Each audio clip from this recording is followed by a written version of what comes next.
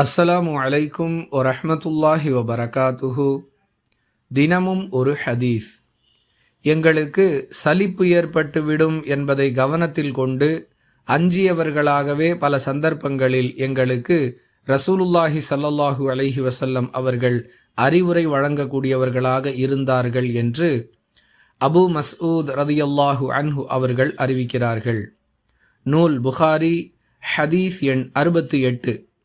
அன்பிற்குரிய அல்லாஹுவின் நல்லடியார்களே, நல்ல கருத்துக்களை நாம் மற்றவர்களுக்கு அறிவுரையாக வழங்குவதாக இருந்தாலும் அதிலும் நாம் கவனத்துடன் செயல்பட வேண்டும்.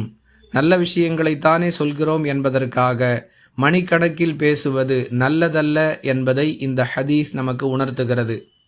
பலர் இந்த விஷயத்தில் ஒழுக்கமற்றவர்களாக இருக்கிறார்கள் என்பதை பார்க்கிறோம். ஜுமா நாட்களில் பயான் செய்வதற்கென்று இவ்வளவு நேரம்தான் என்று வரையறை செய்யப்பட்டிருந்தாலும் தாங்கள் பேச நினைத்த அனைத்து விஷயங்களையும் பேசி முடிப்பார்கள். இதனால் ஜுமா தொழுகை துவங்குவதிலேயே தாமதம் ஏற்படுவதை பல நபர்களிடம் பார்க்கிறோம். அன்பானவர்களே, ரசூலுல்லாஹி ஸல்லல்லாஹு அலைஹி வஸல்லம் அவர்களுடைய வழிமுறையோடு ஒப்பிட்டு பார்க்கும் பொழுது இவ்வாறு நடந்து கொள்வது அருவருக்கத்தக்க செயல் என்பதை இந்த ஹதீஸ் நமக்கு உணர்த்துகிறது. அல்லாஹுடைய தூதர் அவர்கள் கவனமாக செயல்பட்டார்கள் என்பதை கடந்து அஞ்சக்கூடியவர்களாக இருந்தார்கள் என்ற வாசகம் நாம் இது விஷயத்தில் மிக சரியாக நடக்க வேண்டும் என்பதை நமக்கு உணர்த்துகிறது.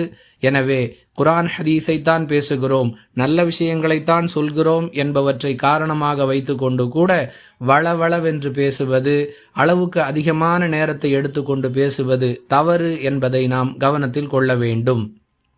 வாஹிரு தஅவானா அனில் ஹம்துலில்லாஹி ரப்பில் ஆலமீன். அஸ்ஸலாமு அலைக்கும் வரஹ்மத்துல்லாஹி வபரகாத்துஹு.